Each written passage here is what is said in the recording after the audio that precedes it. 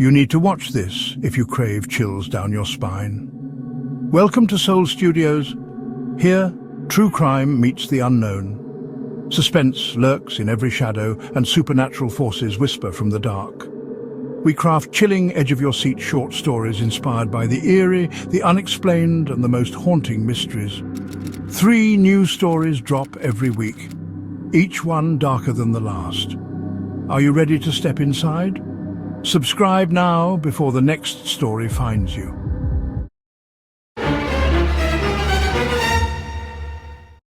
White eyes. A mother's worst nightmare begins in the fog. In a forgotten mountain town smothered by silence and mist, a once-beloved dog returns from the woods transformed, his eyes white, his instincts feral, and his hunger unrelenting. As the town descends into terror with mutilated bodies and whispered legends, a stranded mother and her young daughter must survive the night, trapped between the horrors outside and the ones buried within. Will love, guilt, and a shotgun be enough to stop what's no longer just a dog? Watch now and prepare to enter the fog. Some monsters wear fur, some wear guilt. Both hunt in silence. Subscribe to Soul Studios for weekly cinematic horror, mystery, and suspense stories. Every story is crafted to grip your soul, chill your spine, and keep you thinking long after the final word. From haunted towns to twisted minds, nothing is what it seems in the dark. Subscribe now, because sometimes survival is just the beginning. New stories every week. Stay afraid. The road ahead of me is swallowed by fog. I flick on the high beams, but it's like trying to shine light through milk. White nothingness presses against the windshield. My knuckles are white on the steering wheel as I slow to a crawl, afraid of what I can't see. The mountain road is narrow and winding. I feel the tyres crunch over loose gravel at the shoulder, and I quickly correct course. My heart skips a beat. Stay focused, Rachel, I tell myself. Lily needs you calm. In the rearview mirror, I catch a glimpse of my 6-year-old daughter. Lily's small face is lit ghostly by the glow of her tablet. She's got big hazel eyes like her father's. I bite my lip and force myself to concentrate on the present. The wipers swish at interval, brushing aside moisture that immediately returns. The silence inside the car is heavy. Even Lily is unusually quiet, likely sensing my tension. The only sounds are the creak of the old car's engine and our own breathing. A subtle odour of something burning tickles my nose. At first I think I'm imagining it, my nerves conjuring phantom smells. But it grows stronger, a hint of hot metal and oil. The engine begins to sputter beneath the hood. No, no, no, I whisper, anxiety rising in my throat like bile. I ease my foot off the gas. The smell intensifies, acrid and bitter, filling the car's interior. Lily notices and pulls her blanket closer around herself. Mommy? She asks in a small voice. What's that smell? I force a reassuring smile I don't feel. I'm not sure, sweetheart. The car's just a little tired. It'll be okay. The words come out steady, though inside I'm panicking. We're in the middle of nowhere, in a soup of fog, and now the car is failing. The engine sputters again, this time followed by a disturbing clunk. I glance at the dashboard. An angry red temperature light flickers on, and the needle is deep in the hot zone. The engine is overheating. Of all times, I mutter a curse under my breath. Within seconds, the car lurches once, then the engine dies altogether. I manage to steer it onto what I hope is the shoulder of the road. We roll a few yards and then come to a complete stop, swallowed in fog and silence. For a moment, I just sit there gripping the wheel. My heart thuds dully in my ears. Lily's breathing quickens behind me. The quiet after the engine's demise is total, the kind of silence that isn't really silence at all, but full of subtle sounds. The tick of cooling metal, Lily's sniffle as she senses something's wrong, my own pulse thrumming. Why did we stop? Lily asks. Her voice trembles slightly. I take a deep breath, willing calm into my voice. The car got a little too hot. Honey, we might need to let it rest. I try the ignition once, just in case. The engine cranks weakly. Then nothing. I release the key. No use pushing it. I might make it worse. The fog outside is so thick I can barely make out the outline of trees flanking the road. We pass through a small town a ways back, or maybe the outskirts of one. I recall the last sign I saw before the fog devoured everything. Shelby Creek, 2 miles. That was some 15 minutes ago. Did I drive 2 miles? 5? My sense of distance is distorted by the slow going and the anxiety. I lean forward, squinting into the murk. Is that a faint light ahead? I think I see a dim glow, amber and low to the ground, maybe on the right side of the road. It could be a porch light or a street lamp. We might be near a house or gas station. Stay here, Lil, I say gently. I'm going to take a quick look around. We're in an old sedan, not exactly the fortress I'd like, but it feels safer than stepping out blindly. Lily's eyes widen. Don't leave me, Mommy. She clutches her threadbare stuffed rabbit to her chest.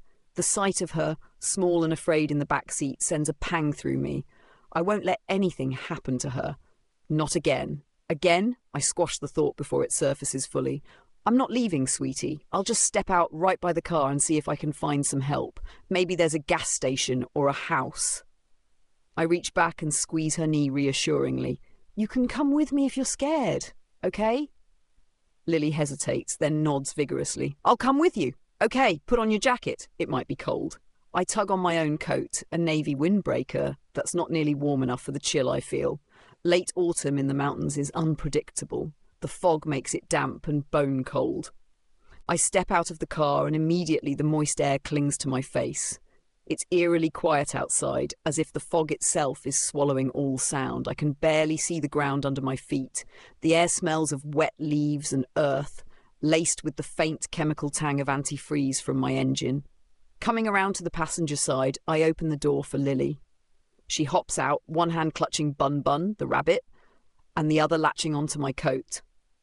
I lock the car and pocket the keys. We might have to come back if we can't find anyone, but leaving it unlocked in an unfamiliar place seems unwise even now. I take Lily's hand. It's so tiny and cold. I rub it between mine for warmth as we start slowly toward the faint light I saw. Gravel crunches softly under my boots. The fog swirls around us in damp coils. I feel tiny droplets on my eyelashes. Lily coughs quietly, the mist tickling her throat. As we shuffle forward, shapes materialize from the fog. To our right, I discern a low building, a garage with two large bay doors. The light I saw is an old-fashioned metal lamp above a side door, casting a weak yellowish glow. There's a wooden sign hanging above it, creaking softly as it sways. Ferrante's Auto Repair. Relief floods me. A mechanic's shop. There might be someone here who can help fix the car, or at least give us shelter and a phone. The fact that its light is on gives me hope. Maybe the owner works late or lives nearby. This place might have a telephone, or the person here can help us with the car, I explain to Lily in a hushed voice. She just nods and stays close. We approach the side door. I see that the garage bay doors are closed, but faint light peeks through the cracks.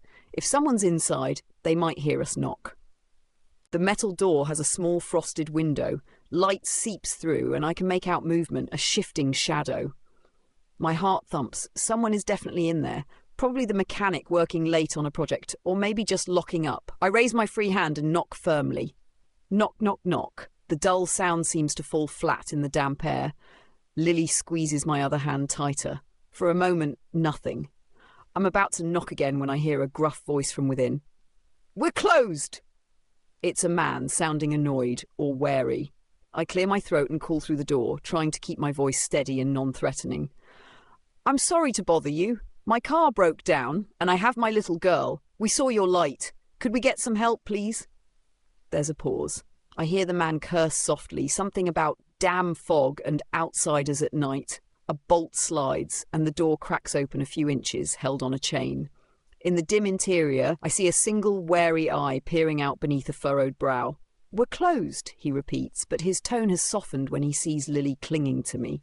By softened, I mean he sounds slightly less like he's about to slam the door in our faces. I know, sir, and I'm sorry, I say quickly.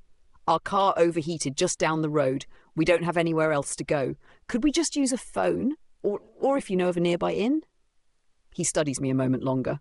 I must look pretty pathetic. A woman in her 30s, drenched hair sticking to my cheeks from the fog, with a shivering child at my side. I'm not exactly a menace. He sighs and closes the door enough to undo the chain, then opens it fully. The man stands there, backlit by fluorescent light. He's in his late 50s perhaps, with a scraggly salt and pepper beard and work-worn hands holding the door. He's tall and lanky, wearing grease-stained coveralls. On the breast pocket, a patch reads Gus. His eyes, though hardened by suspicion, hold a glint of concern as he glances at Lily. "You picked a hell of a night to be out on these roads," he grumbles, stepping aside to let us in. Fog's thicker than pea soup. Trust me, if I'd known, I wouldn't have. I usher Lily into the blessed warmth of the garage's office area. It smells of motor oil, rubber, and something like stale coffee. Not pleasant exactly, but far better than being out in the cold gloom. "Thank you so much. I'm Rachel Morgan, and this is my daughter Lily." He closes the door behind us, sliding the bolt. "Gus Ferrante?" He nods toward a beat-up wooden chair by a small desk. "Have a seat. The phone's over there, but lines have been touchy because of the weather." He gestures at an old rotary phone on the wall. I notice the cord hangs loose. It might not even be functional. I settle Lily into the chair. She's still clutching Bun Bun and looking around wide-eyed. On the wall behind Gus's desk is a bulletin board pinned with yellowed receipts, a calendar from last year, and my eyes pause on a photograph, slightly faded and thumbtacked front and centre. It's of Gus, looking a few years younger, standing with one arm around a massive white dog. The dog's fur is thick and bright, its tongue lolling happily. A Great Pyrenees, if I'm not mistaken, a gentle giant breed. The dog's eyes seem almost to sparkle in the photo, radiating contentment. "That your dog?" I ask softly, nodding at the picture. Gus glances over, and his grizzled face softens for a split second.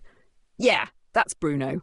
He walks to the picture and straightens it absently with a finger. "Great Pyrenees, best damn dog I ever had." Had? The past tense isn't lost on me. There's a subtle heaviness in his voice. "Did he pass away?" I venture carefully.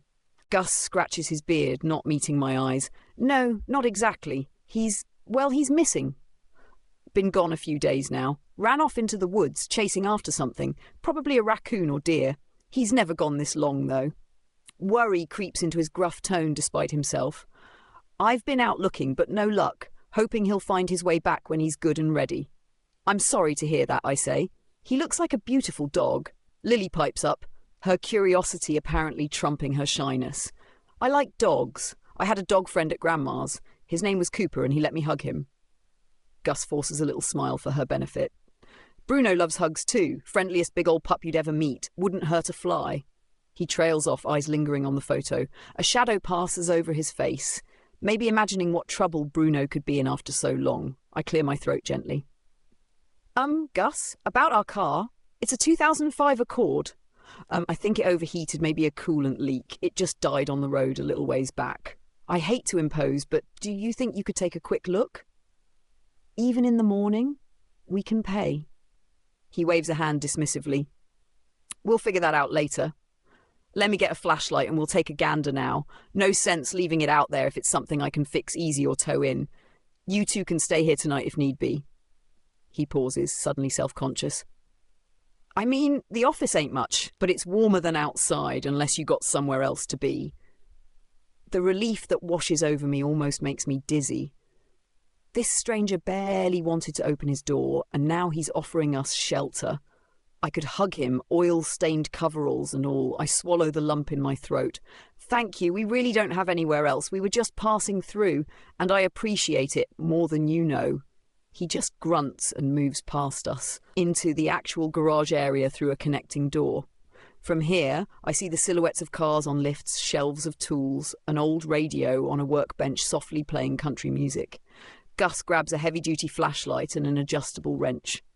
"You stay put here, little miss," he says to Lily, surprisingly gentle. "Your mom and I are just going to check on the car right quick. There's some blankets on that cot if you're cold." He nods to a cot in the corner of the office, likely where he takes naps or sleeps if he's working late. Lily looks at me. I nod. "I'll be right outside the door, Lilybean. Don't worry." "Please don't worry," I echo in my mind, to her and to myself. We step back out into the fog through the side door, Gus leading the way with the flashlight cutting a narrow tunnel through the mist. The darkness has deepened. It's fully night now, though the fog diffuses the flashlight beam into a hazy glow.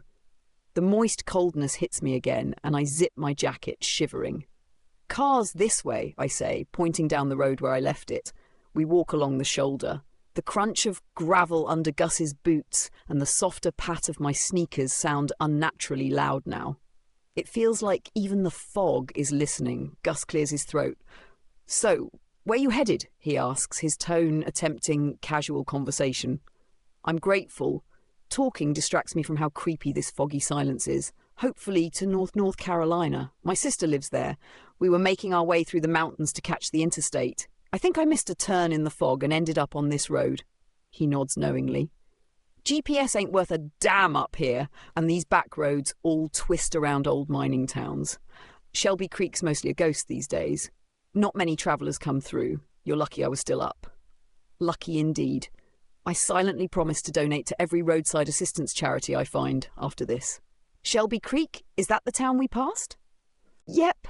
What's left of it? Few hundred folks, maybe less now. Used to be a mining and logging hub, but those days are gone. There's a trace of bitterness or nostalgia in his voice. He pans the flashlight across the road until it catches the dull blue of my car's hood. We reach the car and Gus pops the hood latch. The engine is still warm. A plume of white steam whooshes out as he lifts the hood. A sharp chemical smell hits us, burnt coolant. Gus coughs and fans it away. I peer over his shoulder. In the flashlight's beam, I can see coolant splashed around the engine compartment. A broken hose, maybe? Gus's experienced hands prod around until he finds the culprit. The upper radiator hose has a large split, likely old and brittle. I can see the tear glistening with green fluid. Hose busted. You lost your coolant, overheated the engine. Car shut off to save itself, probably, Gus explains. He looks at me.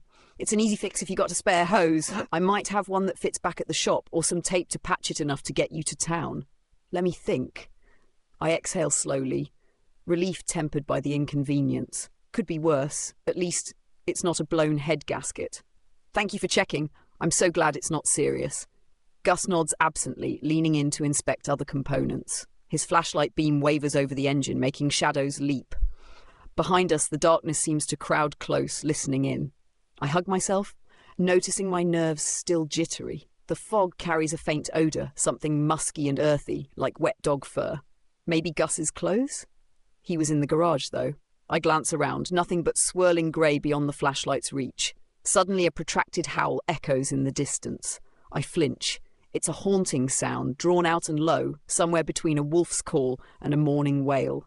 The fog makes it impossible to tell how far or what direction. Gus freezes, his flashlight beam jerking up, illuminating the mist above us.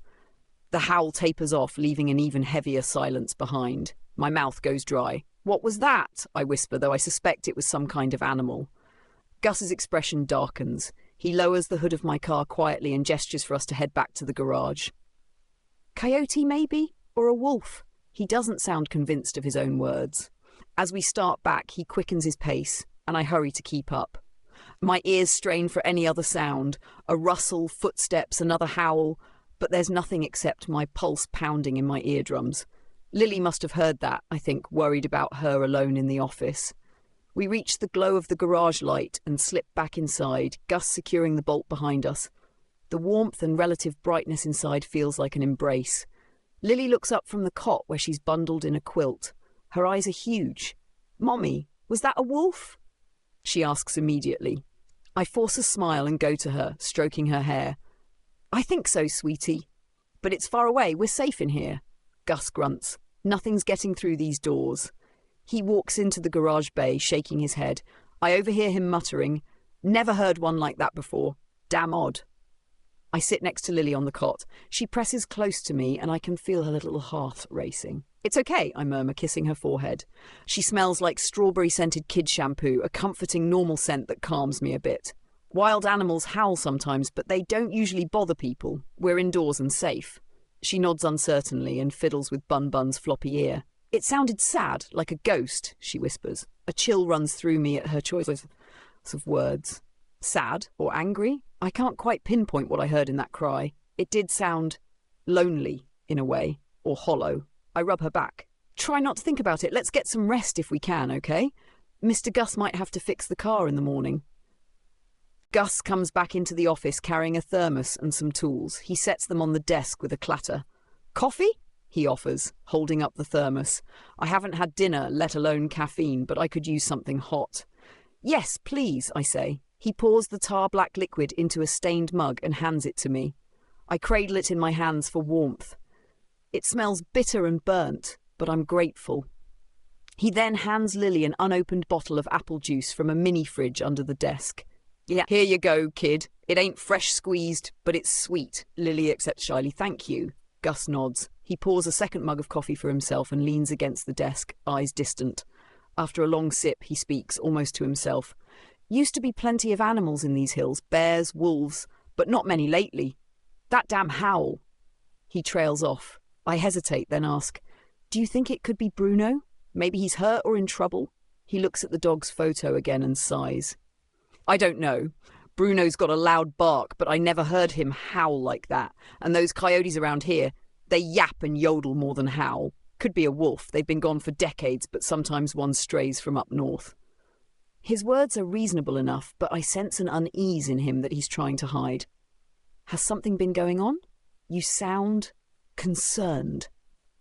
Gus scratches the back of his neck and finally meets my eyes. Folks in town been jittery the last week or so. A couple of pets gone missing, cats, a small dog. We figured maybe a coyote or an eagle got 'em. Then 2 nights ago, old Miss Abernathy found something left in her yard. A carcass. My stomach tightens. What kind of carcass? He grimaces. Hard to tell. Maybe a raccoon or a cat, but it was torn to shreds. Nothing left but fur and pieces. Sheriff figured it was a rabid animal attacking anything it could. Told everyone to keep pets indoors for now. Lily whimpers and covers her ears. I realise too late that this talk is scaring her. I put an arm around her shoulders. It's all right, Lilybean. We won't talk about that. I shoot Gus a look, and he has the decency to appear regretful.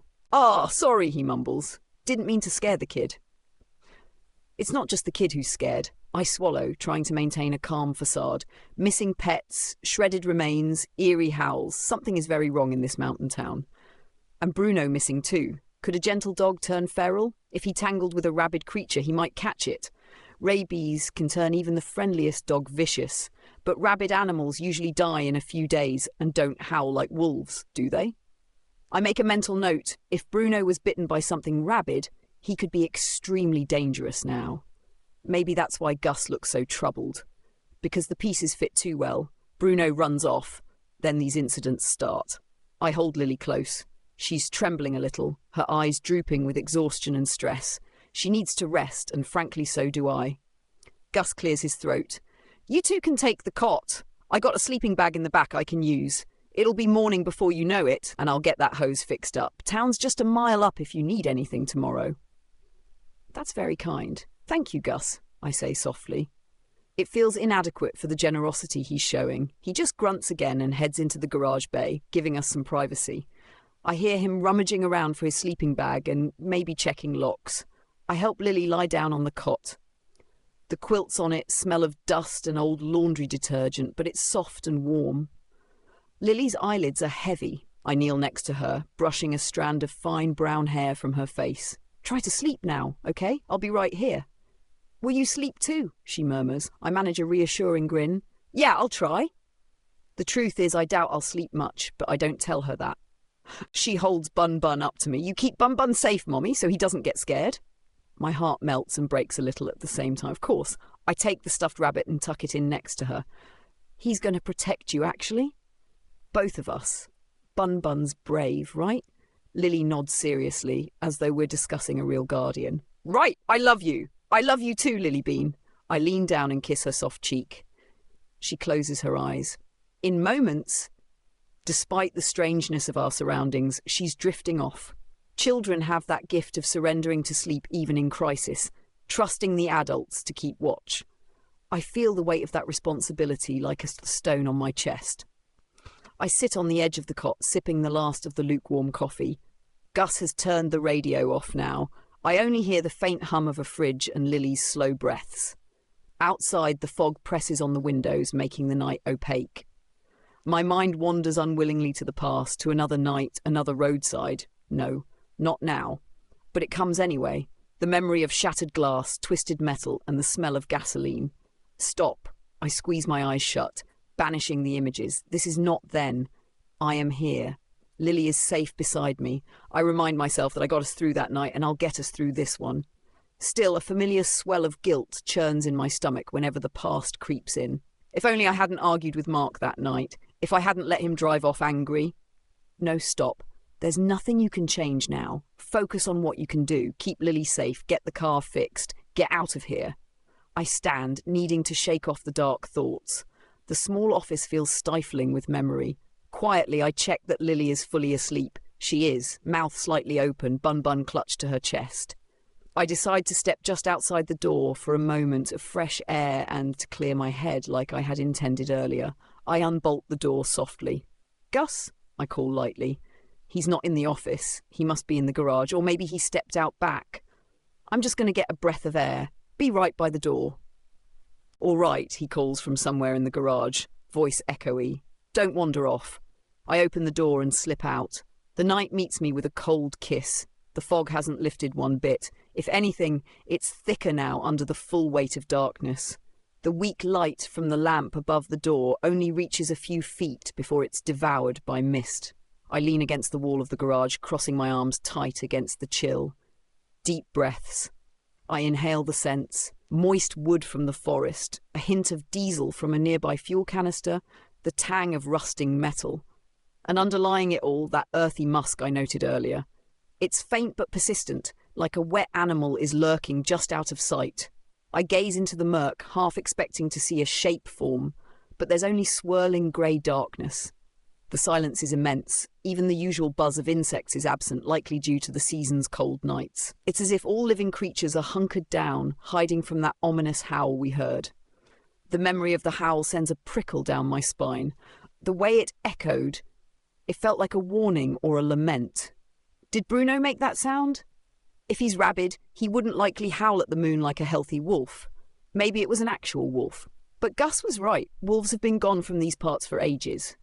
I rub my arms, suddenly anxious to be back inside.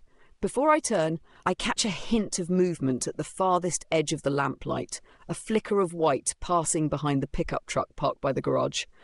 It was quick, there and gone, so fast I wonder if I imagined it. It might have just been fog rolling by, thicker in one spot. I peer intently into the darkness, my heart thumping. "Hello," I call softly, feeling a bit foolish. Nothing moves now. But the hairs on my neck are standing up. After a long moment of nothing, I shake it off and retreat inside, locking the door behind me. Probably just nerves, I tell myself. This town's creepy vibes are getting to me. Still, I slide the bolt shut and double-check it for good measure. Gus comes in from the garage, wiping his hands on a rag. He's removed his coverall's top half, the sleeves tied around his waist, revealing a sweat-stained flannel shirt. "Everything okay?" he asks. I nod, forcing a smile. "Yeah! Just needed a breather. It's really quiet out there." He nods in agreement, then gestures to the floor near the desk where he's laid out his sleeping bag. "You and the kid take the cot. I'll be fine there. Not the first time I've bunked in the office." "You sure? I don't want to kick you out of your own bed." "Nah, you're not. That cot's mostly there for show anyway. Mattress is lumpy as hell," he says with a short chuckle. "But better for you than the hard floor." "Thank you," I reply earnestly, "for everything. You didn't have to help us."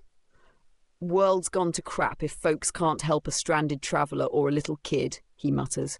He pulls a chain dangling from a bare bulb overhead, dimming the lighting in the office. Only a desk lamp remains on, casting a soft glow. I settle back on the cot with Lily, gently manoeuvring so I can lie next to her without waking her. She stirs briefly, then snuggles against me, warm and trusting. I tuck the quilt around us both. The day's stress has left me bone-weary, but I know sleep will be elusive. My mind is still wired, half listening for more howls or any hint of that mysterious creature. Gus crawls into his sleeping bag, groaning slightly as his joints protest against the floor. "Night," he offers. "Good night," I whisper. For a while I stare at the ceiling, watching shadows from the lamp dance across the wooden beams.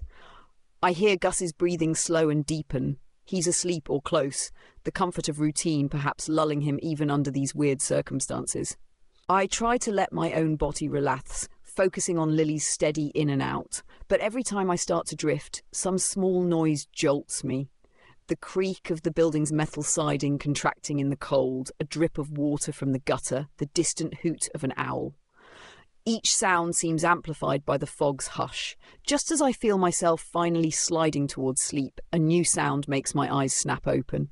a faint scratching at the metal garage door. It's a screechy, scraping noise, like claws or nails dragging slowly on the corrugated metal. My body goes rigid. At first I think I'm dreaming, but no, the sound comes again, louder this time, a deliberate rake across the metal surface. I prop myself up on one elbow, heart thudding so loud I wonder if it will wake Lily. Gus hasn't stirred yet, he's likely used to odd noises in a shop. I gently ease away from Lily, leaving Bun Bun in my place for her to cuddle. She sighs but stays asleep. Barefoot, I tiptoe across the chilly concrete floor to Gus's side and crouch, placing a hand lightly on his shoulder. "Gus," I whisper, barely audible. "Wake up." He snorts and blinks groggily, but the scratching noise comes again. Screech! And he stiffens immediately. We exchange a brief, wide-eyed look in the dim light. The sound seems to be coming from one of the big bay doors of the garage, the ones large enough to drive cars through. It's a deliberate, steady scratch, then a pause, then scratch again like something testing the barrier. Gus sits up slowly, reaching into his sleeping bag. He pulls out a shotgun. My breath catches at the sight of it, though I'm grateful he has it, and checks that it's loaded by touch. He gestures for me to stay put, but I shake my head, grabbing the tire iron he left near the door earlier. I'm not about to let him face whatever this is alone, not after what we heard about rabid animals. Lily is still sleeping, oblivious, thank God. The scratching stops. For a few seconds there is only silence and our held breaths. Then a new sound, panting. A muffled but heavy panting, like from a large dog just outside the bay door. My mind flashes to Bruno's photo on the wall. Could it be him? If so, why scratch like that? Why not bark to be let in? Gus's face is grim. He rises to a crouch and moves toward the interior garage door that connects the office to the bays, motioning for me to stay behind him. I do, gripping the iron two-handed. We ease the door open. The garage beyond is a cavernous, dark shape lit only by a single nightlight near the back. The bay doors are shut tight, but beyond them, the scratching and panting continues. The creature is on the other side of the metal, trying to get in. Gus creeps to a workbench and pulls open a drawer slowly without a sound. He takes out a large flashlight, larger than the one we used earlier, almost a spotlight. He whispers to me, barely audible, "I'll hit the lights and door. Be ready." I nod, throat dry, adrenaline surging so hard I feel each heartbeat in my temples. We position ourselves about 10 feet from the main bay door. My mouth is so dry, I swallow to try to moisten it. The panting outside has changed to a low whine, almost as if the dog is pleading. Gus suddenly slaps the large red button on the wall. An electric motor groans, and the bay door begins to roll upward with a clatter. At the same moment, he flicks on the high-powered flashlight, shining it at the opening door. The metal door rattles up, revealing first a pair of large, mud-caked paws, then legs, and then the full form of a dog, a huge dog standing just outside. It's indeed a Great Pyrenees, predominantly white fur, though streaked with dirt, and is that blood on its ruff? My stomach lurches. The dog's head is lowered against the sudden light, its body tense. "Bruno?" Gus calls uncertainly, his voice echoing in the big garage. At the sound of his name, the dog slowly raises its head and steps just inside the threshold. The flashlight beam illuminates him fully now. I stifle a gasp. Bruno is massive, easily over 100 pounds, with thick fur that would have been beautiful were it not matted with mud and dark stains. His muzzle is flecked with foam and red specks that might be blood. One ear has a ragged tear, but it's his eyes that hold me transfixed. They are a cloudy, milky white. Not the warm brown eyes I saw in the photo. These eyes are reflective and strange like two moons, and they don't blink. They seem to glow eerily in the flashlight's glare. "Jesus," Gus breathes. "Bruno, what happened to you, boy?" Bruno's lips peel back, revealing teeth in a snarl. But eerily he makes no sound, no growl, no bark.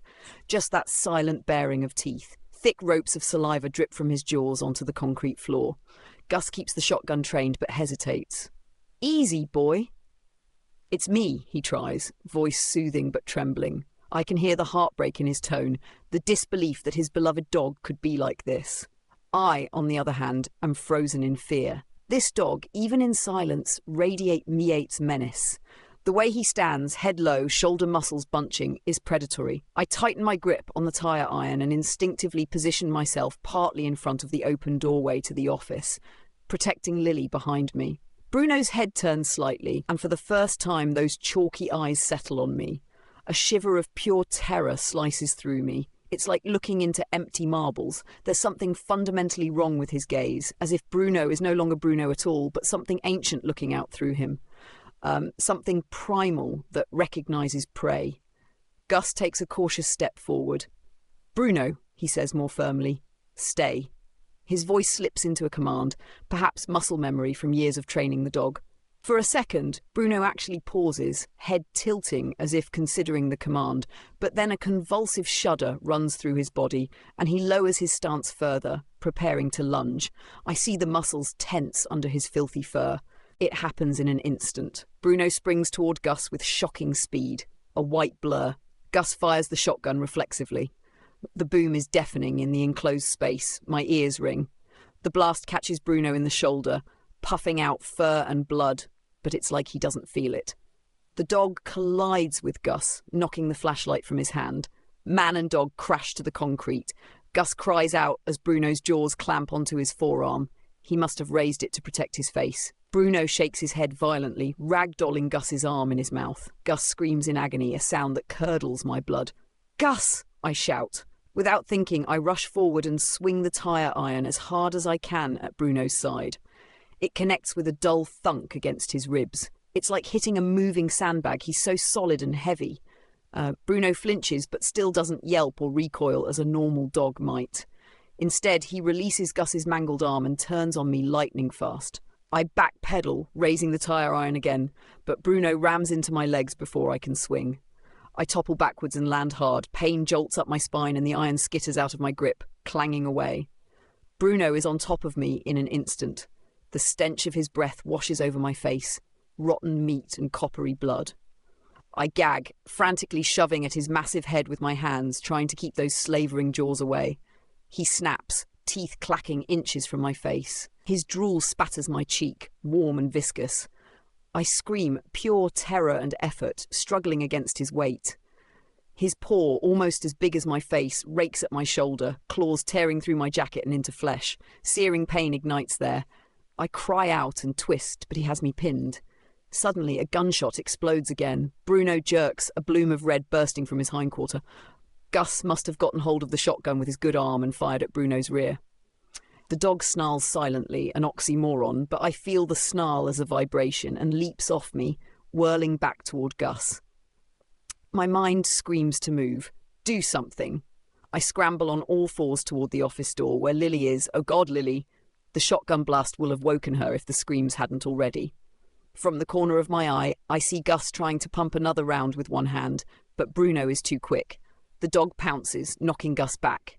Gus gets an arm up under Bruno's throat, trying to keep those fangs away from his face, but Bruno is relentless, forcing his way closer inch by inch despite Gus's desperate grunts.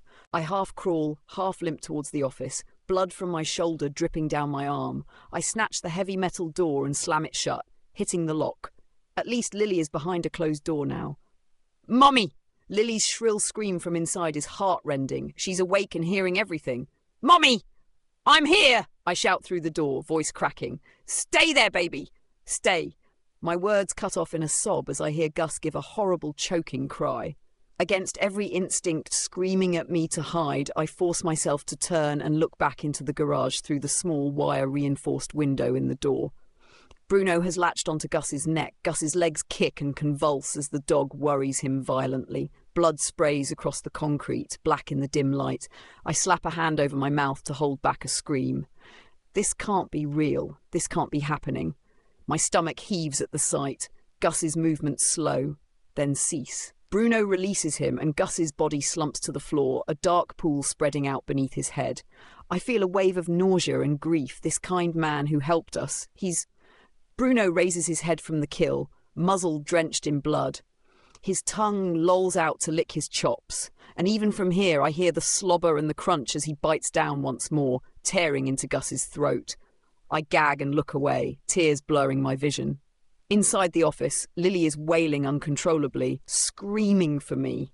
That jolts me out of my horror-struck daze. Lily, I have to protect Lily. I glance back through the window. Bruno has begun to drag Gus's body toward the open bay door, leaving a smeared trail. He's struggling slightly. probably due to the injuries from the shotgun. There's a limp to his gait and blood matted on his white fur from the 2 shots. But he's still immensely strong, tugging the much larger man inch by inch. Why is he dragging him? A dog might try to bring prey to a safe spot to eat. My stomach churns again. Is he taking Gus's body away to consume? The thought is so grotesque I almost retch. Bruno pauses, releases the body and sniffs the air. I freeze. His head swings slowly back toward the office door. I duck away from the window, pressing myself flat against the wall. The door is locked, but it's just a wooden office door, not meant to withstand a determined 100-pound monster dog. I grip the only weapon I have left, my pocket knife, which I frantically yank from my jeans pocket and flip open. The small blade feels pathetically inadequate. "Mummy!" Lily's sobbing is quieter now, more a terrified whimper. She sounds like she's crouched maybe under the desk or in a corner, too scared to move. "I'm here, Lily," I murmur through the door, hoping my voice carries calm I don't feel. "Stay hidden, baby. Mommy's coming." A heavy thud against the door jolts me. The wood rattles. Bruno has thrown himself at it. Sniffing and a low huffing noise come from the other side. My heart hammers so hard I feel it might explode. Think, Rachel, think! We're trapped. The garage's main door is open, but Bruno stands between us and that exit. There might be a back door in the garage to outside. If I recall the layout, probably a rear exit for emergencies. But I'd have to cross the bay to get to it. And Bruno is literally outside this office door now. Another scratch of claws on the wood, a snarling chuff. I picture those dead white eyes searching, listening. Perhaps he heard Lily or me. Then I hear something that deepens the horror, a wet, gurgling whine. It takes me a second to realise it's coming from Bruno. It sounds almost like crying. It's an awful cross between a whimper and a growl, as if 2 voices are in that throat. One the dog in pain, the other the beast in rage. The noise moves away from the door. Through the small window, I catch a blur of white moving toward the bay. Did the whine mean he's too injured and retreating? Or was it frustration? I peek out cautiously. Bruno has left the office door and is sniffing at Gus's body again. He grabs the collar of Gus's coveralls and drags the body out through the open bay door, disappearing into the foggy night. He's leaving? With Gus, my gorge rises. But if he's leaving, this might be our only chance. Shaking, I quietly open the office door again and step into the garage. Blood is everywhere, glistening on the floor, splattered on tools and tyres. The coppery smell is sharp and thick in the air, mixed with the pungent musk of Bruno and the acrid gunpowder from the shots. I fight down panic, focus. Lily first. I rush back into the office to Lily. She's huddled under the desk, tiny and shaking, tears streaming down her face. When she sees me, she crawls out and flings herself at me with a cry. "Mommy, Mommy!" she sobs, wrapping her arms around my neck in a stranglehold. Her face buries into my shoulder and I feel her hot tears soaking through my shirt. I drop the knife and hold her tightly, my own tears finally spilling free. "I'm here, it's okay, I've got you," I choke out, rocking her. Over her shoulder, my eyes land on the photo of Gus and Bruno on the bulletin board. It's crooked now. Probably knocked askew in the struggle. Gus's easy smile in that picture, Bruno's happy face, I can hardly reconcile it with what just happened. A sob shudders through me, but I bite it back. I can't break down now. Lily's cries quiet to hiccups. She pulls back and looks at me with those big hazel eyes, glistening and red. "Where's Mr. Gus?" she asks innocently, her voice trembling. How do I answer that? I can't tell her the truth, not right now. He got hurt, sweetie. An animal hurt him. My voice falters. Her gaze flits to the bloody garage behind me and realization dawns on her face. She's seen the blood, if not the worst of it. She knows it's bad. Is he dead? The last word is a squeak, like saying it might make it true. Tears blur my vision. I nod softly, unable to speak for a moment. Lily's face crumples and she buries it in my neck again, a new wave of sobs coming. I hold her and cry silently over her shoulder, anger and sorrow mixing. Gus didn't deserve that.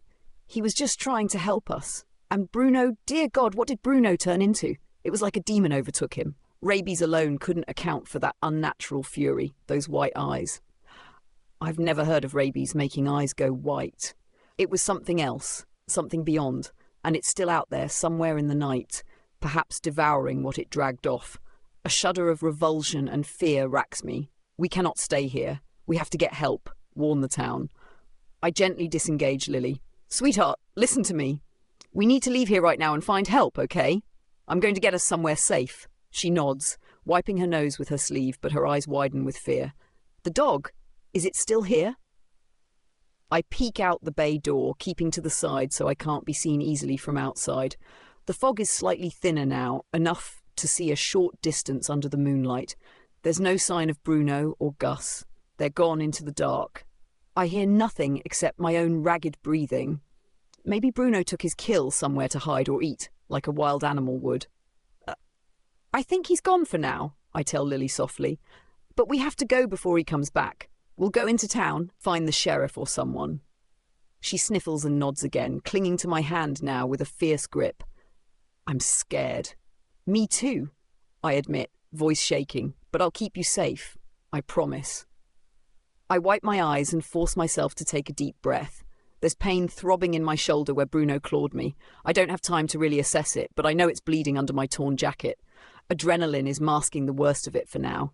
I quickly scan the office for anything useful. My phone, where's my phone? I realise with dismay it must be back in the car, or maybe I dropped it in the garage. There's no time. The phone line was likely dead, as Gus said, but I consider trying it anyway. I lift the receiver. No dial tone. Dead. I do see Gus's keys hanging on a hook by the desk. One of those might belong to the pickup truck outside the garage. He likely has a truck for towing cars. If that thing has gas and isn't damaged, it could get us to town faster than going on foot. I grab the key ring. It has a few keys and a worn leather fob. Lily sticks by my side like a shadow, holding my jacket tightly. We exit the office into the garage bay carefully. The path to the outside is streaked in blood from Gus's body. I shield Lily's sight as best I can with my body, but she's already seen so much. She whimpers, stepping around the sticky pools. The flashlight Gus had dropped is on the ground, its beam now dead. The shotgun lies a few feet away, 2 spent shells on the ground. I pick up the shotgun with my free hand. There might be a round or 2 left in it, or at least I can reload if Gus had shells stored, and if I can fire the thing. I've never shot a gun in my life, but holding it gives me a slight sense of empowerment. As we step over the threshold of the open bay door, the cold night envelops us again. The fog has eased marginally. I can see the outline of Gus's tow truck parked off to the side, a hulking shape with a crane arm and hook. Next to it is another vehicle, a beat-up Jeep, probably Gus's personal car. The tow truck might be more reliable and has those big lights on top, plus maybe more intimidating if that creature comes back. I try the first key on the ring on the tow truck's door. It opens. Lifting Lily, I help her into the passenger side. The cab smells of diesel, old fries and grease. I climb into the driver's seat and shut the door quietly. The fog outside mutes everything into a grey blur beyond the windshield. I fumble in the dark for the ignition and slide the key in. Whispering a prayer, I turn it. The engine cranks and then roars to life, headlights cutting through the gloom ahead with twin beams. Thank you, Gus, I think sadly. At the sound of the engine, I stiffen and glance around. If Bruno is nearby, this might draw him. I see nothing in the immediate area. Still, I don't want to wait. I shove the truck into gear. It's a stick shift. Thankfully, I learned on a manual years ago. The gears grind a bit, but then the truck lurches forward. I flick on the roof lights, 2 bright floodlights that illuminate the road ahead for a good distance. If any living thing is in front of us, I'll see it. Or so I hope. We pull out onto the road. I have to swing wide to avoid my own car still sitting there dark. For a split second, I consider stopping at my car to grab our belongings. My phone, Lily's backpack with her favourite toys, the little box of Mark's letters I've been hauling around. But survival instincts override sentiment. We can't risk it. Keep moving. As we drive away from the garage, I catch a glimpse in the side mirror. In the red glow of the truck's taillights, 2 small pinpricks shine in the distance behind us on the road, low to the ground, eyes reflecting. My stomach clenches. Is he watching us leave? Possibly just a deer, but my gut knows better. I press the accelerator, putting distance between us and that blood-soaked place of death. Lily is silent now, except for an occasional shuddering breath. I keep one hand on the wheel and one arm wrapped around her shoulders, pulling her close. She rests her head against me, exhausted and scared. "Mommy, where are we going?" she finally whispers, voice hoarse from crying. "To the town, Shelby Creek. There's a sheriff there. We'll find her and she'll help," I say, trying to sound confident. For Lily's sake, I have to believe it too. We'll get somewhere safe with more people and maybe a doctor for my shoulder. Only now I mention it, I realise my left shoulder is wet. In the dashlight, I see blood soaking my jacket and shirt underneath. The claw marks might be deep. I feel a bit lightheaded, but keep a tight grip on myself. Lily doesn't need to see me weak. Within minutes, we reach the first buildings of town, dark shapes emerging from fog on either side of the road. Shelby Creek. Even in the darkness, I can tell it's barely more than a crossroads with a handful of structures. Most are dark at this hour. A closed general store, a post office, a diner with a neon sign flickering open 24 hours, though no lights on inside. The main street is one lane each way with diagonal parking spots in front of the establishments. I slow the truck, scanning for any sign of life. On the right, I spot what looks like the sheriff's office. There's a small brick building with an official-looking seal and a parked cruiser out front. I swing the truck toward it, tires crunching on gravel as I pull up near the door. The building is dark inside except for a single lamp. A closed sign hangs on the front door, though I doubt crime stops at night. Maybe the sheriff is out on patrol or asleep at home, since small towns might not have 24/7 station staff. There's also a modest house next door, possibly the sheriff's home or a deputy's. Hard to tell in the foggy dark. I turn off the engine. The sudden silence after the rumbling is stark. Lily clings to my side as I open my door and hop down, then help her out.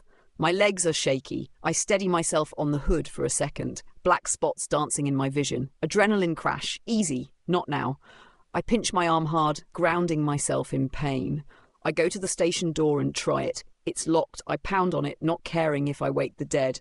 "Hello? Anyone? We need help!" My voice rings down the empty street. Only an echo answers.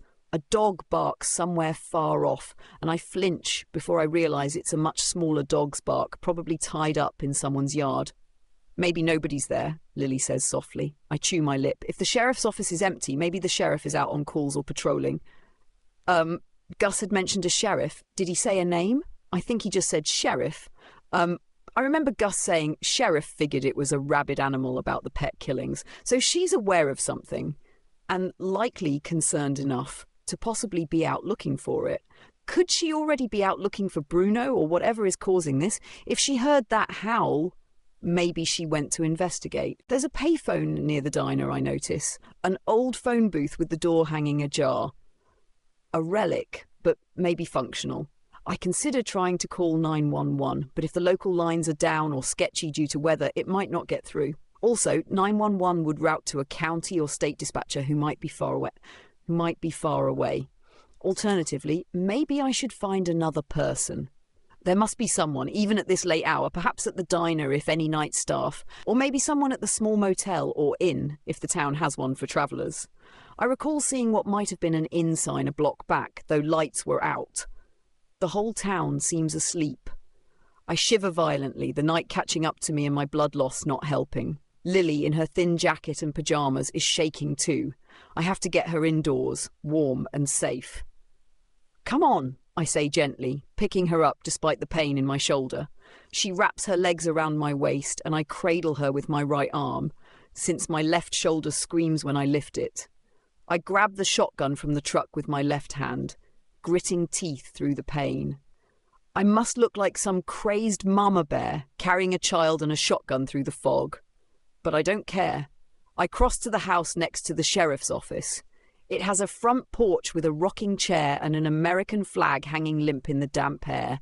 There's a light on inside, faint through drawn curtains. Perhaps the sheriff lives here. Balancing Lily on my hip, I knock firmly, then louder when no immediate answer. "Hello? Please. I need help," I call. After a moment, a light goes on in the front room. Through the curtain, a shadow approaches. "Who's there?" A woman's voice calls, cautious. "My name is Rachel Morgan. I was travelling and got stranded. There was an attack. Please, are you the sheriff?" The door opens a crack held by a security chain. In the gap, I see a woman's face, maybe in her 40s, with short ash blonde hair and hard, assessing eyes. "I'm Sheriff Linda Gray," she states. I nearly collapse with relief. "What attack? Are you hurt?" I must look a sight, blood on my jacket, a terrified child clutching me, and I'm holding a shotgun. I quickly lower the gun and set it on the porch boards, raising my hand palm out. "We're not a threat. The blood isn't hers, it's mine and someone else's.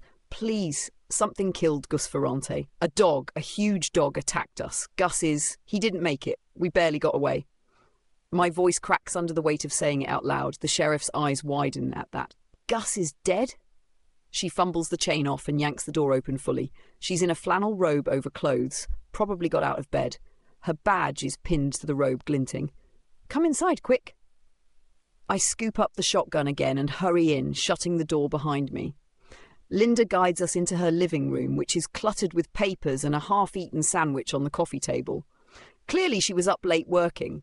A police scanner chatters quietly on a side table, but she turns the volume down. "Sit here," she instructs, clearing off a space on the couch for me.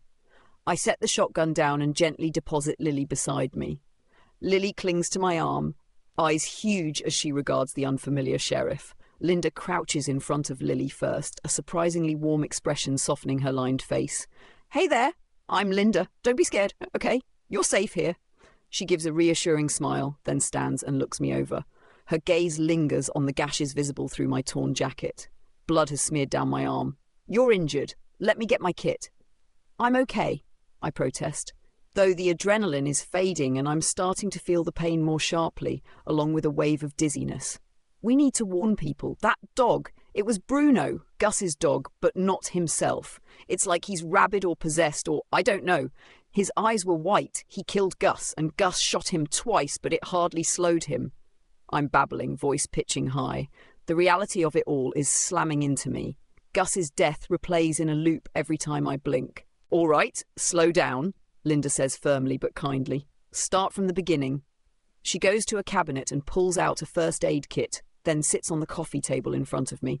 "And let me tend that shoulder while you talk." I nod, swallowing the lump in my throat. Lily cuddles into my side, silent, sucking her thumb, a habit she usually doesn't have, which tells me how scared she still is. The sheriff peels back my jacket. I wince as fabric sticks to the wound, then releases. She makes a hissing sound. "Those are pretty deep. You'll need stitches, but I can bandage for now. No sign of bite, just claws?" "Just claws. He pinned me. I blocked his bite." I shudder at the memory of those teeth snapping inches from my face. She cleans the gashes with disinfectant. It burns and I grip my teeth, but the pain grounds me. I recount what happened in a more coherent way. How we broke down, Gus offered to help. The strange howl, Bruno scratching at the door, the attack and escape. Linda listens intently, occasionally shaking her head in disbelief, but she doesn't interrupt. When I mention Bruno's eyes being white and his unnatural silence, she narrows her eyes. "White eyes? Are you sure? Could it have been the reflection of the flashlight?" I'm adamant. They were white, milky, like he'd gone blind or something, but he clearly could see or at least sense well enough to attack, and he wasn't making any normal sounds. No barking or growling, just panting and this awful whining at one point. She nods slowly, processing. "Rabies can cause odd behaviour, foaming, disorientation, but typically they become sensitive to light and sound, might have some paralysis, and eyes don't turn white. That's new." I feel somewhat vindicated that she doesn't completely dismiss the weirdness. Her face is grave. She finishes wrapping my shoulder tightly with gauze and tape. "That'll hold for now, but you'll need proper stitching soon." "Thank you," I reply. Lily has dozed off against me, utterly spent. I brush a tear off her cheek and my heart aches. How many nightmares will this give her? Linda sits back in an armchair across from us and runs a hand through her hair. "Okay, we've got a dangerous animal on the loose. If it is Bruno, damn! I knew Bruno since he was a pup, never saw a mean bone in him. But if he got rabies or something worse, he's essentially a wild beast now." She looks to her scanner radio, then to her phone. "Phones have been spotty. This fog knocked out a tower or line. I can try to radio the county for backup, but that could take time." "We might not have time," I say urgently. "He's wounded, but I know how badly. Gus hit him with a shotgun twice." A normal dog might have been killed, but he seemed barely fazed except limping. What if he comes into town or attacks someone else tonight? Linda's jaw sets. We can't wait around. I need to go after it. The question is, where is it likely now? If it dragged Gus off, maybe it's eating or storing the body. She grimaces, clearly disturbed. Bruno, or that thing, might retreat to somewhere secluded to lick its wounds. Possibly the woods behind Gus's place or an old barn. I wonder if... Suddenly, a burst of static from the scanner interrupts her, followed by a panicked voice. If Gray, this is Deputy Olson. Come in. Over. The words crackle, the signal weak. Linda lunges for the radio. Olson, this is Sheriff Gray. I raid you. Over. The deputy's voice comes through, filled with tension. Sheriff, thank God, been trying to reach you. We got a report Jamie Reynolds is missing. Her parents said she didn't come home. We went out looking. We found her phone and blood near Miller's trail. It doesn't look good. Over. My stomach clenches. Jamie Reynolds. Missing. Blood. Bruno's doing likely if he was wandering. God, a teenager now too. Linda's expression goes taut. Copy that, Olson. I have reason to believe a rabid animal is responsible, possibly the same that killed Gus Ferrante tonight. I'm in town. Rachel Morgan and her daughter are with me. They were attacked too. Gus is confirmed dead. Where are you now? Over. There's a pause, maybe the deputy digesting that his boss just said Gus is dead. Jesus, I'm near Miller's trailhead with Marcus. We've got our rifles. Jamie's folks are here. They're hysterical. We were thinking maybe a bear attack, but if it's that dog... Over. Marcus? Must be Marcus, the mail carrier Gus mentioned? The war veteran. Perhaps he volunteers to help the tiny police force in emergencies. In small towns, that's common. Linda replies, we need to track and put this animal down ASAP. Olson, you and Marcus carefully sweep the woods near that trail. But do not take risks. Wait for me. I'm heading your way. Keep everyone else back. I don't want more casualties. Over. Understood. Over and out. Olson responds. Linda stands and quickly goes to a gun cabinet by the wall. She unlocks it and pulls out a hunting rifle, checking the magazine and grabbing extra ammo. Then she takes a handgun, likely her service pistol, from a holster hanging on a hook and straps it to her belt. She looks at me apologetically. Rachel, I hate to ask any more of you, but can you stay here with Lily while I go? She shouldn't be moved around more, and you both need rest. My house is safe, solid doors, and you have that shotgun. I'll lock you in. Or if you'd rather go to the clinic, but it's closed now. I feel a surge of fear at the thought of Linda going out there alone. You're going after it now? By yourself? She smiles thinly. Deputy and Marcus will be with me. We'll handle it. This is what I do, ma'am. I promise I'll come back and let you know when it's done. I suggest you try to sleep and don't open the door for anyone except me or Deputy Olson. All right? Sleep? Unlikely. But I understand she doesn't want civilians involved. Still, a war rages inside me. Part of me wants to hunker down with Lily and never step outside until daylight, letting the authorities do their job. But another part, a fiercer part, feels an obligation, a gnawing need to see this through. Gus saved us, and he's dead. Jamie, a girl I haven't met but whose life is in peril. Bruno, a poor dog corrupted by who knows what. And Lily, what if Linda fails? If that monster isn't stopped, we're all in danger. I recall how I froze when Bruno attacked Gus initially. I ran because of Lily, but the guilt of leaving Gus haunts me. I don't want to hide while others face the danger again. I couldn't save Gus, but maybe I can help save Jamie or whoever else. Linda must see something in my face because she raises a palm. I know that look. You want to help, but I can't take you along, not with your daughter here. She needs you safe. My rational mind agrees, but before I can respond, Lily's small voice interrupts, weak but determined. Mommy, don't leave me. She's awake, or half awake, looking up at me with pleading eyes, having heard some of that. My heart twists. Oh, baby, I'm not leaving you, I assure, stroking her hair. I look up at Linda. We'll stay. Please be careful. Bruno, it's not like a normal dog. I don't know how else to warn you. The sheriff nods gravely, slinging her rifle over her shoulder. Don't worry, we'll treat it like a worst-case scenario. And Rachel, you did good. You got your daughter out safe? That's what matters. Her eyes flick to Lily, then back to me, an understanding passing between mothers. She must know I feel bad about Gus. Maybe she's trying to ease that burden. I nod, swallowing back tears of exhaustion and emotion. Thank you, and good luck. Linda walks to the door. Lock this behind me. If you hear my voice with a specific knock, let's say 3 quick knocks, then a pause, then 2 knocks, then it's me or deputy coming in. Anything else, you keep that shotgun ready. I memorize the pattern and give a thumbs up. She steps out into the fog and disappears beyond the porch light's reach. I lock the door, then peer through the peephole to watch her go. Her silhouette, carrying the rifle, strides with purpose towards her cruiser. She drives off, red taillights fading into the mist, and then it's quiet again. I turn off the porch light, plunging the house into relative darkness except for a lamp in the living room. If Bruno comes near, I don't want to draw him with lights. Lily is still curled on the couch, eyes half-lidded. She's so tired, poor thing. I lift her gently. Let's find a bed, sweetheart. You can sleep a bit. She wraps her arms around my neck. Are we safe now? She murmurs. Yes, I lie soothingly. We're in the sheriff's house. Nothing will happen here. She nods, too drained to question further. I carry her down a short hallway where I assume the bedrooms are. The first door is ajar. It's a small bedroom with a twin bed, likely a child's room once, or a guest room now.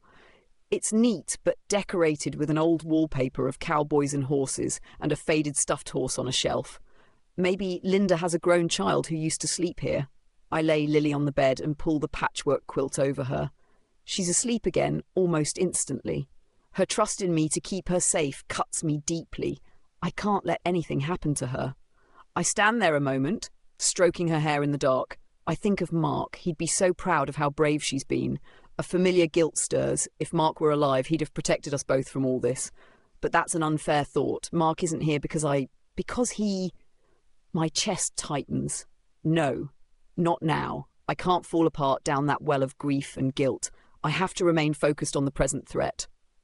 I lean over and kiss Lily's forehead. She whispers something in her sleep that sounds like bun bun. I realise we dropped her beloved rabbit back at Gus's garage in the chaos. Fresh guilt. But I promise myself I'll get her any number of new stuffed bunnies after this. Leaving the door cracked slightly, I head back to the living room and retrieve the shotgun. It's a standard 12-gauge pump. I check the chamber the way I've seen in movies. It's empty. There's a small box of shells on Linda's coffee table. She likely took a couple to load her weapons, but a few remain. I shakily load 2 shells into the shotgun, pumping it once to chamber 1. The heavy weapon in my hands is alien and yet oddly comforting. I also see a phone on the end table. Out of habit, I try it. It's working, there's a dial tone. Perhaps her landline is on a different exchange than Gus's, or the lines are fixed. Without much hope, I dial 911 to try to get an outside line for more help, but after several rings, the dispatch doesn't pick up. Could be understaffed, or my call didn't route properly due to the isolated area, or maybe Linda is the only emergency response out here at night. I hang up and instead dial my sister's number in North Carolina, half an impulse for comfort and to tell someone what's happening, half thinking if I don't make it, maybe at least a record exists of my call. It rings and rings. It's past midnight. She's likely asleep and her cell probably on silent. I leave a shaky voicemail. Jen, it's me. I don't want to scare you, but there's been an accident. We're okay, but we're stuck in a town called Shelby Creek. Something bad's happening here, an animal attack. Please call the local police here when you get this. I just want someone to know where we are in case I can't call again. We love you. My voice nearly breaks on the last sentence. I hang up before I dissolve. The house feels too still. My nerves are taut, listening for any scratch or howl from outside. With Linda gone, I feel very alone. Rationally, I know a rabid dog likely wouldn't come into an occupied house unprovoked, especially with lights off and no noise. But this doesn't feel like a normal scenario. To distract myself and be useful, I decide to gather any supplies just in case. I find the kitchen and down a glass of water, realising I'm parched. I also take a clean dish towel and tie it around my arm as a sling to relieve my shoulder a bit. The adrenaline surge is gone and now it throbs terribly. The bandage Linda applied is holding, but blood has seeped through lightly. In the bathroom, I find painkillers. I swallow 2 ibuprofen dry. If something happens, I need to be functional, not fainting from pain. Back in the living room, I hover near the scanner radio listening. It's mostly static now, occasionally a squawk of a distant frequency. Time creeps by, 10 minutes, 20. Each tick of the clock on the wall is a hammer to my nerves. Then the radio crackles. Gray, Olsen here. We found. The signal cuts in and out. Und Jamie. It's bad. Over. My heart lurches. Found Jamie, but it's bad. Does that mean? Linda's voice comes through. Static laced. Olsen, say again? Is Jamie alive? Over. A pause, then Olsen replies, voice strained. No, she's gone. We found what's left. That damn dog tore her up, Linda. Her body's in pieces. God, I've never seen. Over. I cover my mouth, feeling sick. Poor girl, and her poor parents, oh God.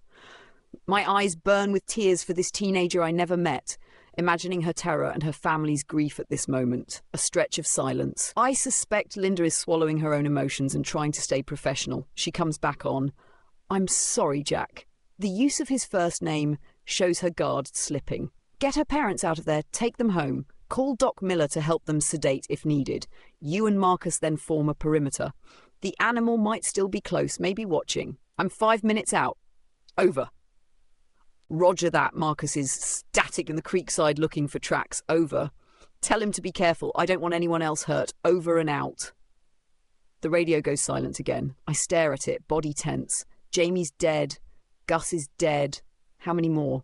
They have to stop Bruno tonight. Anger flares through my sorrow. This thing has caused so much pain in a single night. It has to end. I can't sit here idle any longer. I think of Linda out there, and Marcus, a mailman who probably just stepped up to help armed with maybe a hunting rifle from home. They're facing that monster in the dark, possibly in fog-drenched woods, with the ground slick and uncertain. I have the truck here. I could drive to them, help in some way. But leaving Lily, I glance towards the hallway. She's asleep, and I would be leaving her alone in a strange house. The thought ties me in knots. How could I even consider going out there and risking not coming back? Yet, what if Bruno slips past them and heads to town another way? I should be here to protect Lily. Yes. My duty is to her first. I pace the living room. The notion of doing nothing is unbearable, but rationally I know staying with Lily is the right call.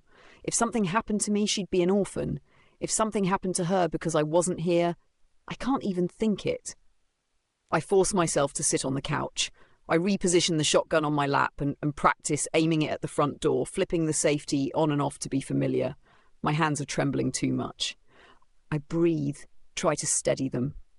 My mind drifts unbidden to Mark again.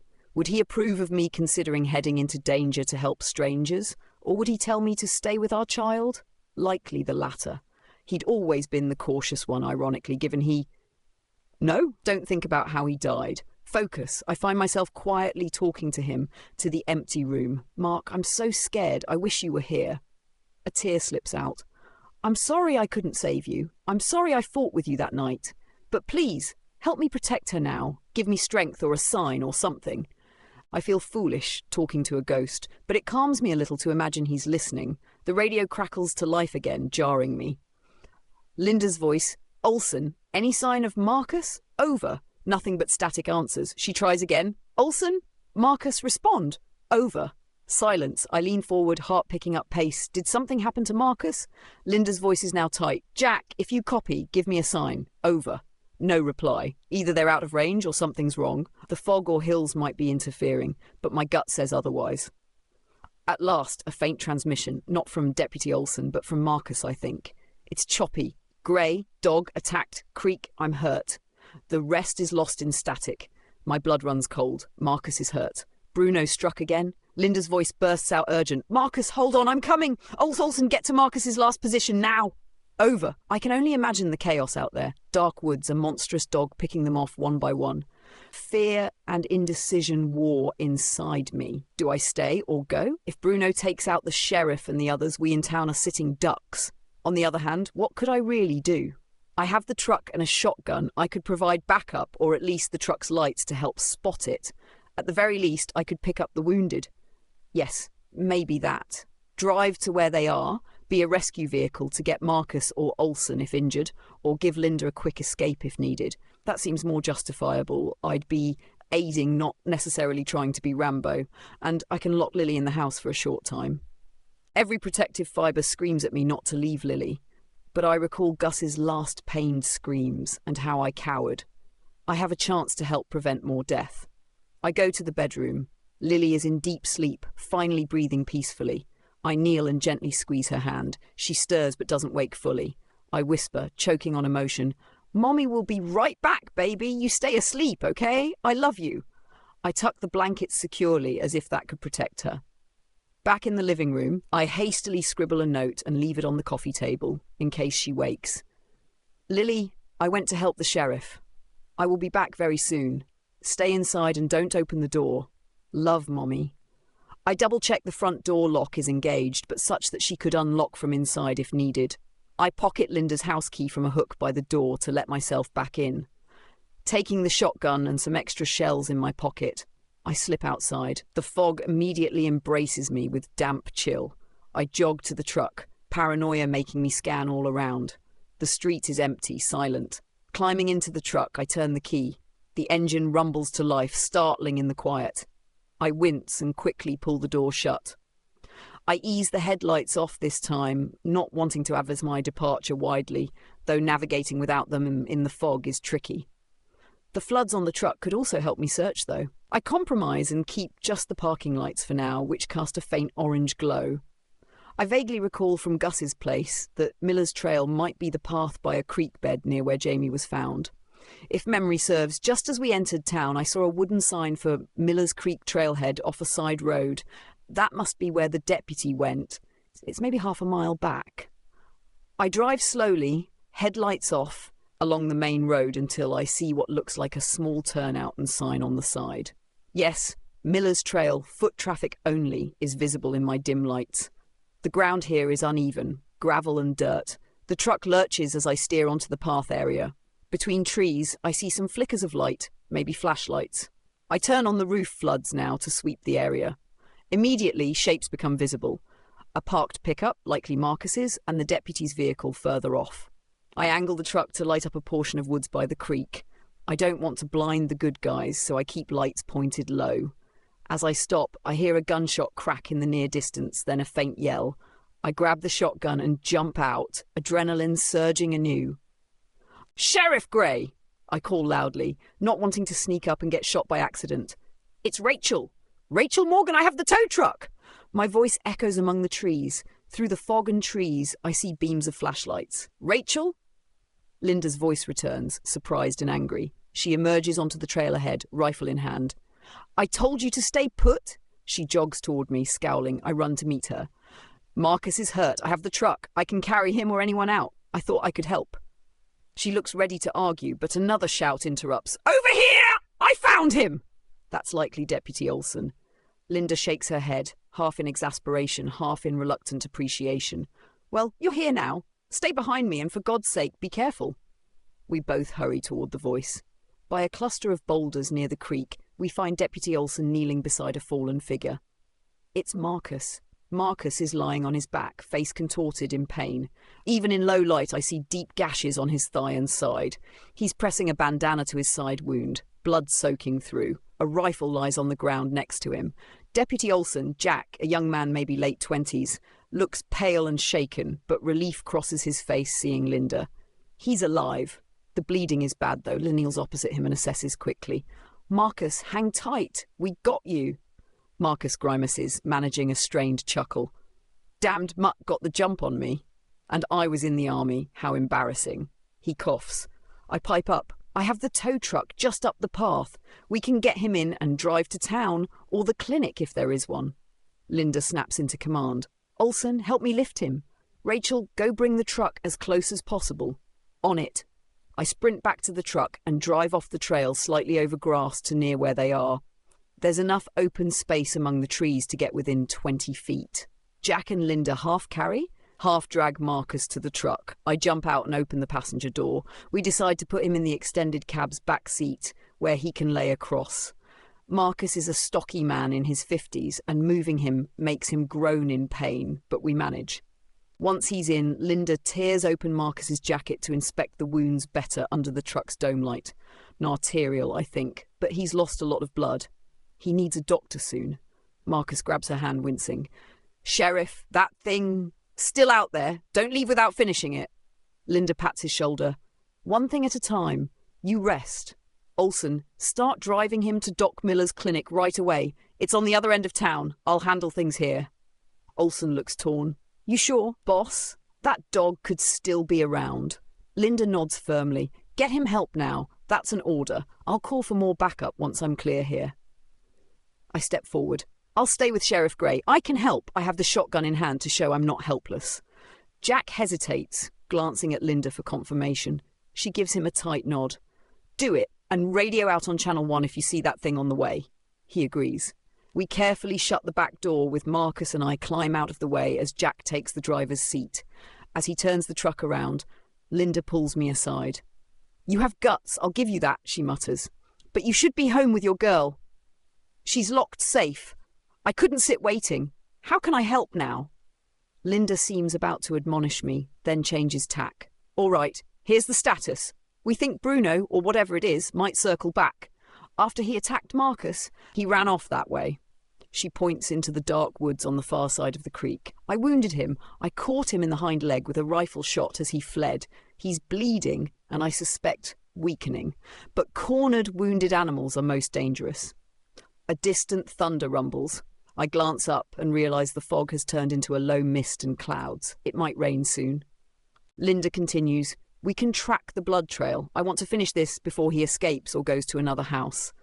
I load the shotgun with 2 more shells to full capacity, 2 in mag, 1 chamber.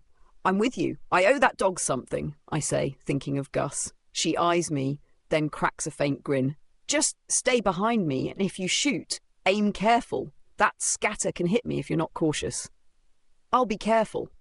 We cross the creek via stepping stones. The water is low, just trickling over smooth rocks, but the stones are slick. Linda nearly slips with her rifle, and I grab her elbow. We exchange a quick nod. On the other side, she sweeps her flashlight around. There, on the ground, dark splatters on the pine needles. Blood. Even in grayscale night vision, I can tell by the shine. We follow the trail slowly.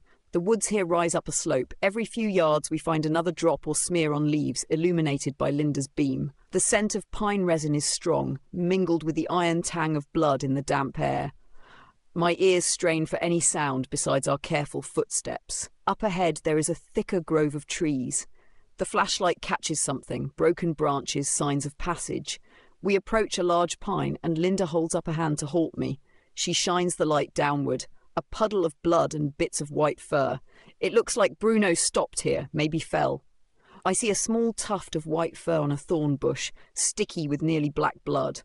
Bruno is badly hurt, I realise. Perhaps he collapsed here for a moment. Suddenly a low growl reverberates from the darkness beyond the tree. My heart leaps into my throat. Linda swings her rifle up, flicking off the safety, trying to pinpoint the sound. We both scan the murk.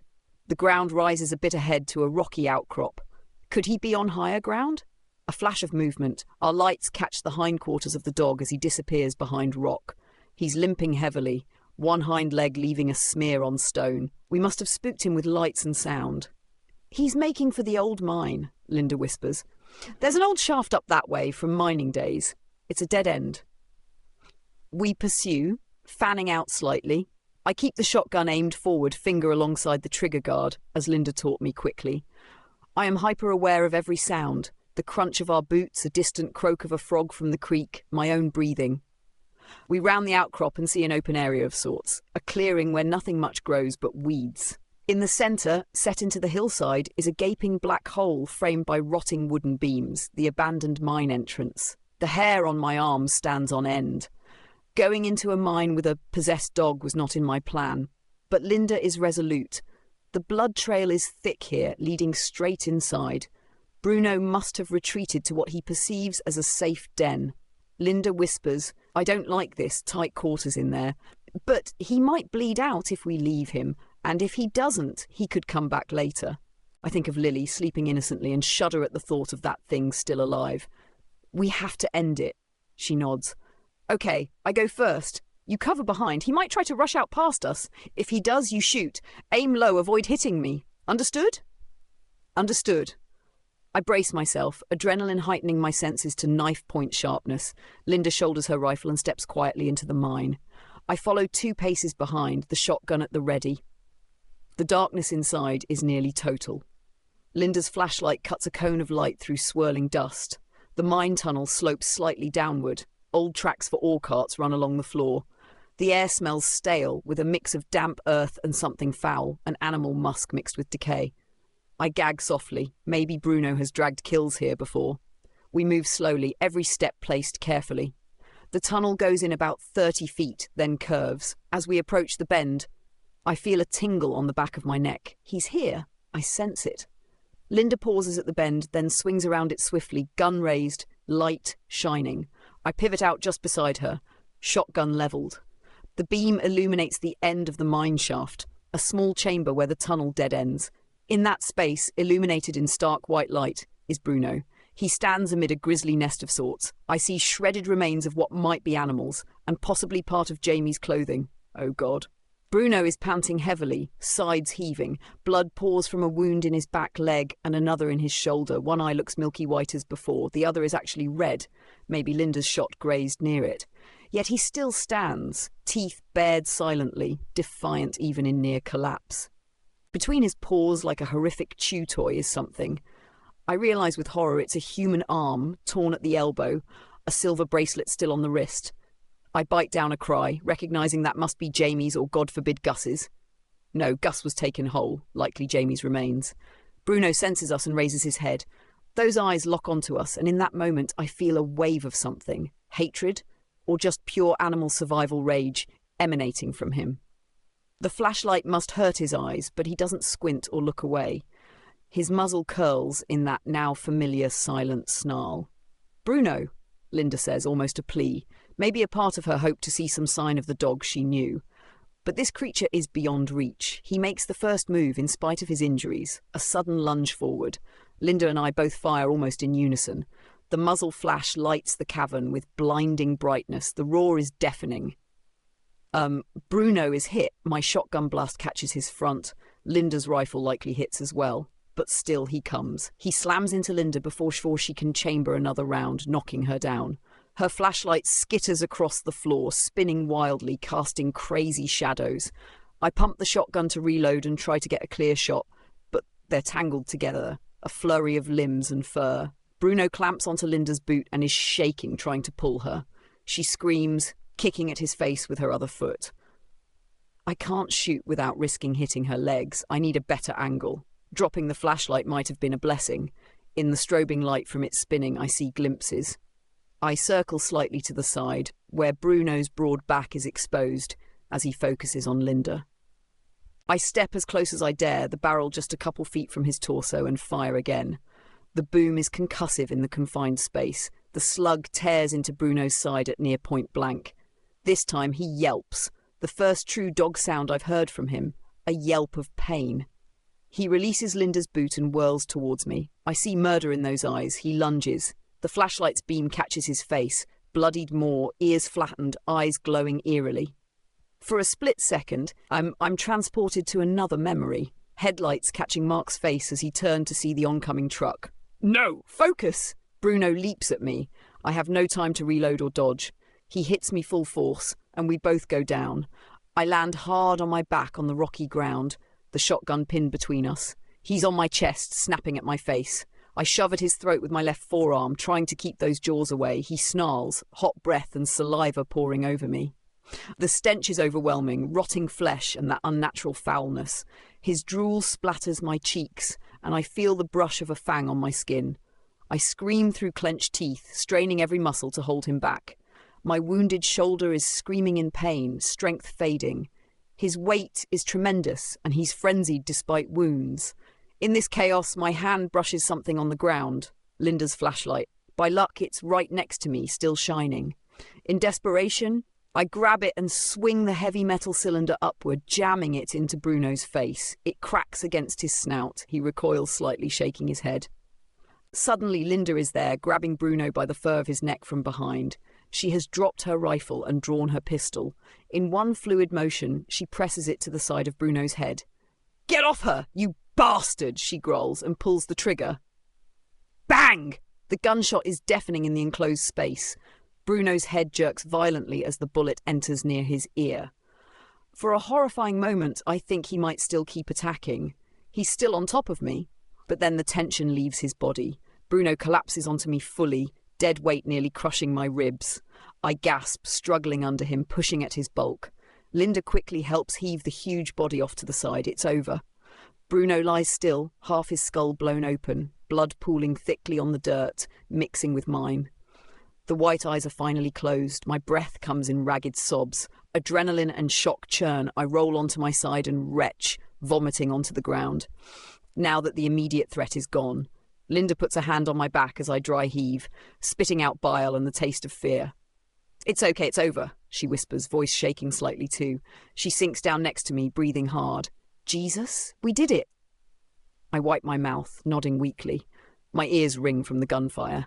In the erratic flashlight beam, I see Linda's face, sweaty, dirt-smeared, eyes wide with lingering terror. But alive. We're alive.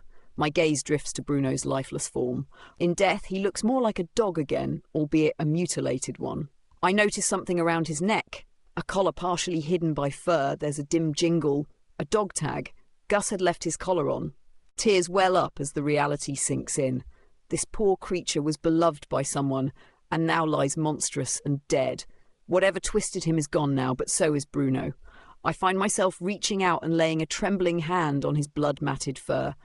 "I'm sorry," I whisper, not sure if I'm apologising to the dog for killing him or to Gus for not saving him sooner or to Jamie for her fate. Linda touches the collar and gently pulls out the tag. She reads it softly.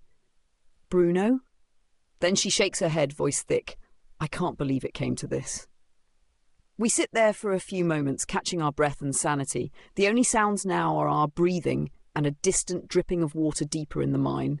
The smell of gunpowder, blood and death saturates the air. Finally, Linda rises unsteadily. "We should get out of here. I need to radio in that it's done. Get a crew for the bodies." Her voice falters. She likely knew Jamie's family well. "Okay," I croak.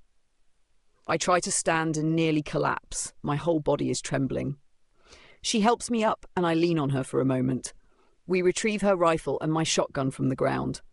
As we exit the mine, a low rumble of thunder echoes again. It's starting to drizzle, the rain light but cold. In the east, there's the faintest hint of dawn light colouring the fog a lighter grey. We've been at this all night, I realise. At the trailhead we meet Deputy Olsen returning with the tow truck, without Marcus likely at clinic. We flag him and when he sees us his eyes widen. "We must look a fright." "It's dead," Linda informs him simply. "Make sure Doc and maybe a vet come to confirm nothing infectious. We've got evidence in the mine to collect later." Olsen nods, jaw clenched as he processes that the nightmare is over. Marcus is stable at the clinic. Doc was working on him when I left. He glances at me with a confused look. A civilian here? But doesn't question yet. "Good," Linda says. "Rachel, you should get back to your daughter now." "Jack, can you give her a ride to my house?" I realise I left the truck and also I'm in no shape to drive anyway. The adrenaline is ebbing, leaving fatigue and pain. "Absolutely," Olsen says. "And Sheriff, thank you." "You too, ma'am," he adds to me, his expression genuinely grateful and a bit awed. I offer a weary half smile. We all did our part. Linda places a hand on my uninjured shoulder. "I'll clean up things here. Go be with your child. I'll come by later to check on you and get your full statement once you're rested." I nod, suddenly eager to see Lily more than anything. This is over and I just want to hold my daughter. I limp to the passenger seat of the deputy's cruiser and slump in. As we drive back into town, the rain picks up, washing the blood from the windshield. The sky is gradually brightening to a dull silver, dawn in the fog. Shelby Creek looks eerily peaceful in the first light. Who would imagine the tragedy and horror that unfolded just hours ago? We arrive at Linda's house. Before the car fully stops, I'm out, rushing, stumbling, really, to the door. My hands shake so badly I fumble the key. Olsen gently takes it, unlocks the door for me. I mumble thanks and slip inside, calling, "Lily, Lily Bean, it's me." I hear a thump and quick footsteps, and then she appears from the hallway, eyes puffy from sleep, clutching Bun Bun. My heart leaps to see the rabbit in her arms. Did the deputy or someone fetch it? Or maybe Linda had an extra stuffed toy around. It doesn't matter. Lily is safe and here and running toward me. I kneel and she barrels into me, hugging tight. "Mommy, you came back!" she cries. She's shaking and I realise she must have woken to find me gone and been terrified. I hold her rocking. I'm here. I'm so sorry I left, sweetheart. I had to help, but I shouldn't have gone without telling you in person. I'm sorry. I'm babbling, tears flowing now uninhibited. She pulls back and touches my face, her small hand wiping a raindrop or tear from my cheek. Are you hurt? She asks, looking at the blood on my clothes. Just a scratch, I whisper, then manage a smile. The bad dog is gone. He can't hurt anyone anymore. She seems to consider that, then nods, pressing her face into my neck. I was brave, Mommy. I stayed like you said, but I was so scared. You were very brave. Braver than I was. I kiss her forehead repeatedly. Relief and love overwhelm me. We survived the night. Deputy Olsen had respectfully waited just inside the door, observing our reunion quietly. Now he clears his throat. I'll be outside if you need anything. Take care, ma'am. He closes the door to give us privacy. I carry Lily to the couch and sit, cradling her. She notices my sling and bandages and gingerly touches it. Does it hurt? A little, but it'll heal, I say softly. I'm just happy I have you safe. She snuggles in, then asks in a tiny voice, What about Mr. Gus? And the girl you talked about in your note? Jamie, are they? I take a shaky breath. So she did see my note. She knows something of why I left. I can't lie to her. They are gone, honey. They're in heaven now. Lily's eyes well up. She doesn't know Jamie, but she knew Gus enough to care. That dog killed them? Yes. It's hard to say. I spare details. But he was very sick, not himself. And now he's gone too. She nods, processing.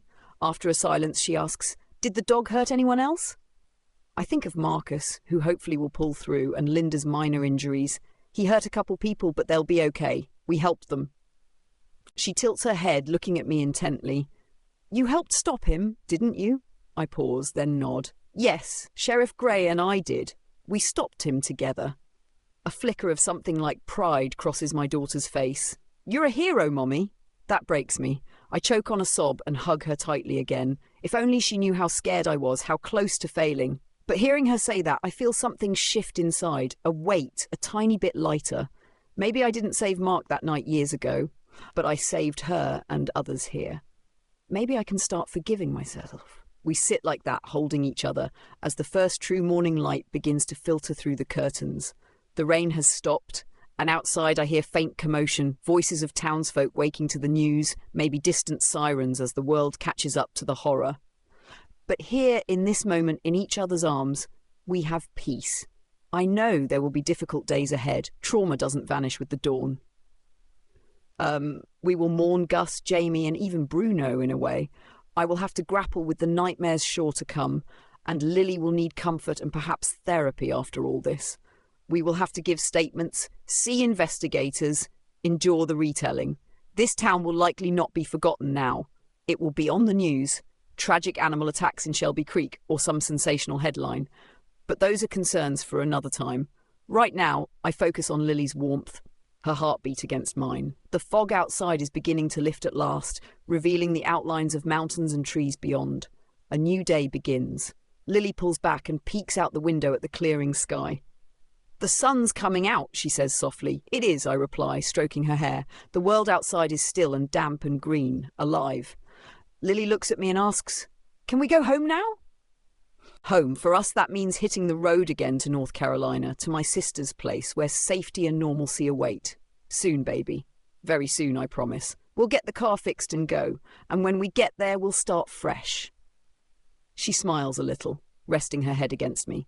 No more bad dogs. I kiss the top of her head. No more bad dogs. Just you and me, and a safe, happy life. As I hold her, I close my eyes and silently thank whatever powers may be that we survived. Bruno's white eyes won't haunt this town anymore, though I suspect they may haunt my dreams for a long time.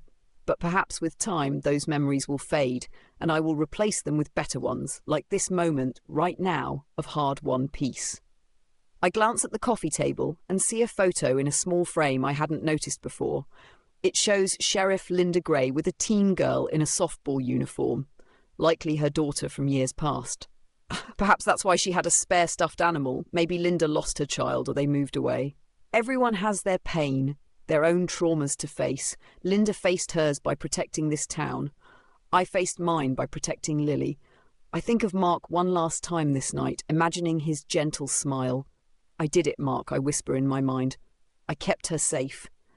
And for the first time since his death, I feel like maybe I've atoned in some way for failing him, even if that failure was only in my own tormented heart. Outside, the sun finally breaks through a patch of dispersing fog, a beam of golden light illuminating the wet street. A new day, cleansed by rain and dawn, begins in Shelby Creek. We'll be okay, I tell myself, holding Lily tight. We'll be okay. And in that quiet living room, mother and daughter cling to each other, waiting for the full light of day to chase away the horrors of the night, and hoping that in time, the memories of White Eyes and darkness will give way to brighter things. In the aftermath of terror, the fog has lifted, but the scars remain. Rachel and Lily carry the weight of survival, bonded by a night that changed them forever. In the quiet town of Shelby Creek, the shadows may fade, but memory runs deep. Some monsters wear fur, some wear guilt, both hunt in silence. Every story has an end, but here, the mysteries never stop. Thank you for watching and being a part of this journey into the unknown. Your support keeps these stories alive, and there's plenty more waiting for you. We drop 3 new stories every week, so if you crave suspense, the unexplained and the downright chilling, make sure you're subscribed and ready for what's next. Until then, keep your lights on, your doors locked, and remember, some stories stay with you long after they're told.